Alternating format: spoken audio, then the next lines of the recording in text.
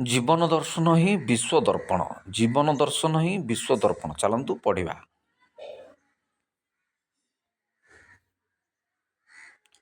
ପ୍ରତ୍ୟେକ ସଭ୍ୟତାର ପ୍ରତୀକ ଭାବେ ସାହିତ୍ୟ, ସଂସ୍କୃତି ଓ ଦର୍ଶନ ପ୍ରାଚୀନ ଅସ୍ତ୍ର ରୂପେ ସମାଜକୁ କାଳଜୟୀ କରିବାରେ ଅତ୍ୟନ୍ତ ଗୁରୁତ୍ୱପୂର୍ଣ୍ଣ ଭୂମିକା ଗ୍ରହଣ କରିଛି। ବିଶ୍ୱରେ ଗଢ଼ି ଉଠିଥିବା ଅଧିକାଂଶ ସଭ୍ୟତାର ଅନ୍ତରାଳେ ସାହିତ୍ୟ, ସଂସ୍କୃତି ଓ ଦର୍ଶନର ଝଲକ ନିଶ୍ଚିତ ଦେଖିବାକୁ ମିଳେ। ଭାବନାର ପ୍ରତୀକ ଭାବେ ଭାଷା ଓ ଭାଷାକୁ ସାମାଜିକ ଜୀବନରେ ବିସ୍ଥାପିତ କରିବା ପାଇଁ ସାହିତ୍ୟ ସାଜିଲା ଏକମାତ୍ର ମାଧ୍ୟମ। ଏକ ନିର୍ଦ୍ଦିଷ୍ଟ ଭୌଗୋଳିକ ଅବସ୍ଥାନରେ ଥିବା ସାମାଜିକ ଚଳଣି, ଜୀବନଶୈଳୀ, ରୀତିନୀତି, ପ୍ରଥା ପରମ୍ପରାକୁ ବଜାୟ ରଖିଥିବା ବିଶ୍ୱାସର ପରିପ୍ରକାଶକୁ ସଂସ୍କୃତି କୁହାଯାଏ।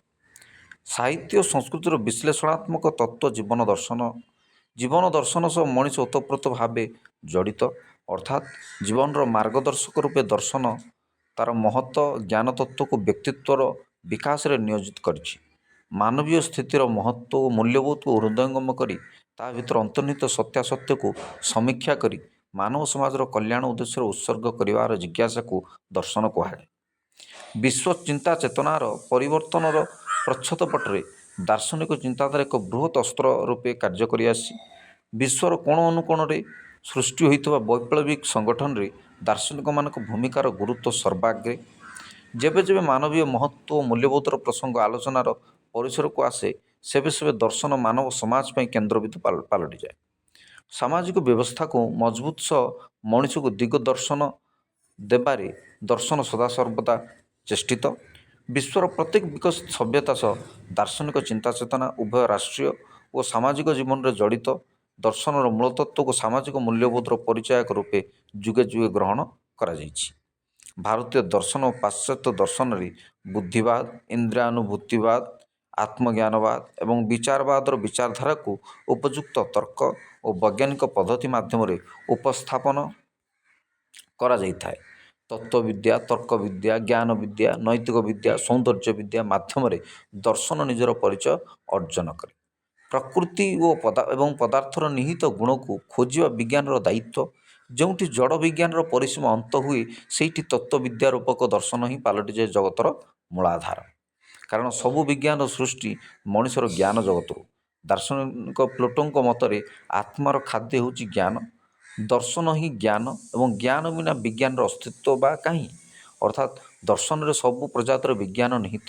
କାରଣ ସବୁର ଏକ ଶେଷ ସୂକ୍ଷ୍ମ ସିଦ୍ଧାନ୍ତ ରୂପେ ଦାର୍ଶନିକ ତତ୍ତ୍ୱ ଆବିର୍ଭାବ ହୋଇଥାଏ। ଉଭୟ ଅନ୍ତର୍ଜଗତ ଓ ବାହ୍ୟ ଜଗତର ସତ୍ୟାସତ୍ୟକୁ ଉପସ୍ଥାପନ ଦର୍ଶନର ମୂଳ ଲକ୍ଷ୍ୟ। ଜୀବନର ଆତ୍ମିକ ଅନୁଭୂତି, ଆତ୍ମିକ ସମୀକ୍ଷା ଏବଂ ଆତ୍ମିକ ସିଦ୍ଧାନ୍ତର ଶ୍ରେଷ୍ଠତ୍ୱକୁ ଅନୁଭବ କରିବା ହିଁ ଦର୍ଶନ। ଏହା ଜଡ଼ ଜାଗତିକ ଅନୁଭୂତିରୁ ଆରମ୍ଭ ହୋଇ ଆଧ୍ୟାତ୍ମିକ ଜାଗରଣରେ ସମାପ୍ତ ହୁଏ। ସୃଷ୍ଟିର ଗୂଢ଼ ରହସ୍ୟକୁ ଉନ୍ମୋଚନ ସହ ମଣିଷର ଚାରିତ୍ରିକ ଆଚରଣ ଓ ଉଚ୍ଚାରଣ ପରିବର୍ତ୍ତନରେ ଲୁଚି ରହିଛି ଦର୍ଶନର ସତ୍ୟତା। ଚାରିତ୍ରିକ ଆଚରଣ କହିଲେ ମଣିଷର ନୈତିକ ଆଧାର, ଯାହା ଅତ୍ୟାବଶ୍ୟକ ମାନବିକ ମୂଲ୍ୟବୋଧ ଉପରେ ପର୍ଯ୍ୟବସିତ। ସମସ୍ତ ସାଂସାରିକ ଦୁଃଖ ଯନ୍ତ୍ରଣାର କାରଣ ନୈତିକହୀନତା, ଯାହା ବୁଦ୍ଧ ତାଙ୍କ ଅଷ୍ଟାଙ୍ଗ ମାର୍ଗରେ ଅଭିହିତ କରିଛନ୍ତି। ମଣିଷର ଅତ୍ୟାବଶ୍ୟକ ମୂଲ୍ୟବୋଧ, ଯାହା ଜୈନ ଦର୍ଶନରେ ଅଣୁ ମହାବ୍ରତ ଭାବେ ନାମିତ କରାଯାଇଛି। ଅଣୁ ମହାବ୍ରତର ଅନୁସରଣରେ ହିଁ ଶ୍ରେଷ୍ଠ ଜୀବନ ଦର୍ଶନ ନିହିତ ଅଟେ। ଅହିଂସା, ସତ୍ୟ, ଆସ୍ତେୟ, ଅପରିଗ୍ରହ ଓ ବ୍ରହ୍ମଚର୍ଯ୍ୟକୁ ମହାବ୍ରତ କୁହାଯାଏ। ଏହି ସାଧନାକୁ ଯେପର୍ଯ୍ୟନ୍ତ ମାନବ ଜାତି ଆନ୍ତରିକ ଭାବେ ପାଳନ ନ କରିଛି, ସେ ପର୍ଯ୍ୟନ୍ତ ଧ୍ୟାନ, ଜପ ଓ ତପରେ କୌଣସି ମୂଲ୍ୟ ନାହିଁ। ଏହା ହିଁ ଜୀବନ ଦର୍ଶନ, ଯାହାକୁ ମହାତ୍ମା ଗାନ୍ଧୀ ତାଙ୍କ ଜୀବନର ଅନୁସରଣ ପୂର୍ବକ ଭାରତୀୟ ସ୍ୱାଧୀନତା ସଂଗ୍ରାମରେ ଅହିଂସା ଓ ସତ୍ୟକୁ ଏକ ଶ୍ରେଷ୍ଠ ହତିଆର କରିଥିଲେ।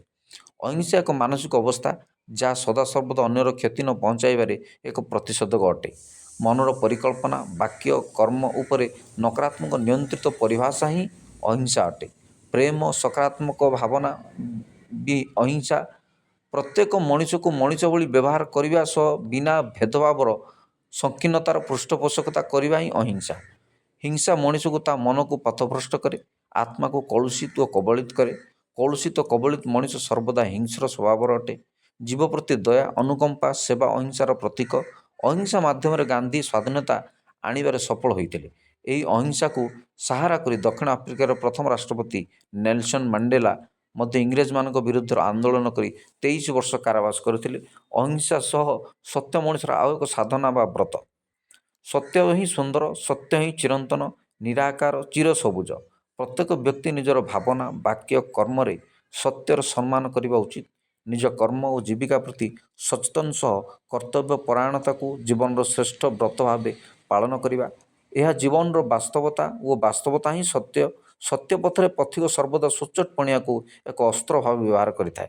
ସତ୍ୟନିଷ୍ଠ ବ୍ୟକ୍ତିର ମାନସିକ ଅବସ୍ଥା ସୁସ୍ଥ, କାରଣ ମିଥ୍ୟା ଓ ଭୟ ଉଭୟ ଶାରୀରିକ ଓ ମାନସିକ ଯନ୍ତ୍ରଣାର କାରଣ।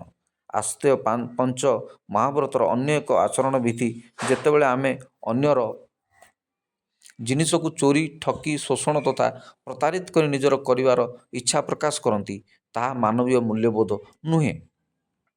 ଏଥିରୁ ନିବୃତ୍ତ ହେବା ନିହାତି ଜରୁରୀ ଓ ଏହା ଆସ୍ତେୟ ଆପରିଗ୍ରହ। ଚତୁର୍ଥ ମହାଭାରତ ଯାହା ଆମ ସମସ୍ତଙ୍କୁ ଶିଖାଏ, ଯେତିକି ଆବଶ୍ୟକ ସେତିକି ଗ୍ରହଣ କରାଯାଉ, ଆବଶ୍ୟକତାଠାରୁ ଅଧିକ ଗ୍ରହଣ ହେଉଛି ଲୋଭ। ଲୋଭର ବଶବର୍ତ୍ତୀ ବ୍ୟକ୍ତି ମାନସିକ ଯନ୍ତ୍ରଣା ଅନୁଭବ କରିବା ସହ ସାମାଜିକ ବିକାଶରେ ବାଧା ସୃଷ୍ଟି କରେ। ଖାଦ୍ୟ ଗ୍ରହଣଠାରୁ ବସ୍ତ୍ର ଆସବାସ ପର୍ଯ୍ୟନ୍ତ ସବୁ କ୍ଷେତ୍ରରେ ନିଜକୁ ନିୟନ୍ତ୍ରିତ ରଖିବା ଦ୍ୱାରା କୌଣସି ମାନସିକ ଦ୍ୱନ୍ଦ୍ୱ ଉପୁଜେ ନାହିଁ। ବ୍ରହ୍ମଚର୍ଯ୍ୟ ଆମ ଚତୁରାଶ୍ରମ ଜୀବନର ପ୍ରଥମ ଆଶ୍ରମ ଓ ପଞ୍ଚ ମହାବ୍ରତ ସର୍ବଶ୍ରେଷ୍ଠ ବ୍ରତ ଅଟେ। ପ୍ରତ୍ୟେକ ମଣିଷର ଏହା ଏକ ଶ୍ରେଷ୍ଠ ଓ ଉତ୍କୃଷ୍ଟ ଜୀବନଶୈଳୀର ପ୍ରଥମ ପାହାଚ। ଉଭୟ ମନ ଓ ଶରୀରକୁ ସ୍ୱଚ୍ଛ ଓ ଶୁଦ୍ଧ ରଖିବା ପାଇଁ ଇନ୍ଦ୍ରିୟମାନଙ୍କୁ ବିକାରଗ୍ରସ୍ତ ଚିନ୍ତାଧାରାରୁ ନିବୃତ୍ତ ରଖିବା ହିଁ ବ୍ରହ୍ମଚର୍ଯ୍ୟ ଅଟେ। ଯୌନ ତୃପ୍ତିର ଅହେତୁକ ବ୍ୟାକୁଳ ଚିନ୍ତାଧାରାକୁ କାର୍ଯ୍ୟକାରୀ କରିବା ଉଦ୍ଦେଶ୍ୟରେ ଇନ୍ଦ୍ରିୟମାନଙ୍କର ଅସଂଯତ ଉଚ୍ଚାରଣ ଓ ଆଚରଣ ସମସ୍ତ ସମସ୍ୟାର ମୂଳ କାରଣ। ଏକବିଂଶ ଶତାବ୍ଦୀ ଅତ୍ୟାଧୁନିକ ଜୀବନଶୈଳୀର ଯୁଗ। ଖାଦ୍ୟପେୟ, ବସ୍ତ୍ର ଓ ଅନ୍ୟାନ୍ୟ ଦୈନନ୍ଦିନ ସାମଗ୍ରୀରେ କୃତ୍ରିମତା ଭରି ରହିଛି। କାମ, କ୍ରୋଧ, ଲୋଭ, ମଦ, ମୋହ, ମତ୍ସର୍ଯ୍ୟର କରାଳ ଗର୍ଭରେ କବଳିତ ମଣିଷ କ'ଣ ବା କରିବ? ସେହି କଳୁଷିତ କୃତ୍ରିମ ମାନସିକତାକୁ ମଣିଷ ସମାଜ ସମ୍ପୂର୍ଣ୍ଣ ରୂପେ ଗ୍ରହଣ କରିବାରେ ଲାଗିଛି। ସାମ୍ପ୍ରତିକ ବିଶ୍ୱ ମାନବ ଜାତି ଉଭୟ ଶାରୀରିକ ଓ ମାନସିକ ସ୍ତରରେ ରୋଗାକ୍ରାନ୍ତ ହେବାରେ ଲାଗିଛି।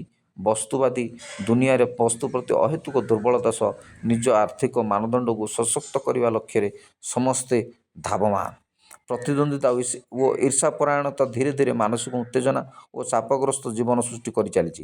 ଏହି ପରିପ୍ରେକ୍ଷୀରେ ଦର୍ଶନର ତତ୍ତ୍ୱ ନିଶ୍ଚିତ ଭାବେ ଏକ ଉତ୍ତମ ମାର୍ଗ ଭାବେ ବିଶ୍ୱର ଜନସାଧାରଣଙ୍କୁ ମାର୍ଗଦର୍ଶକ ହୋଇ ସୁସ୍ଥ ସମାଜ ଗଠନ କରିବାରେ ସଫଳ ହେବ।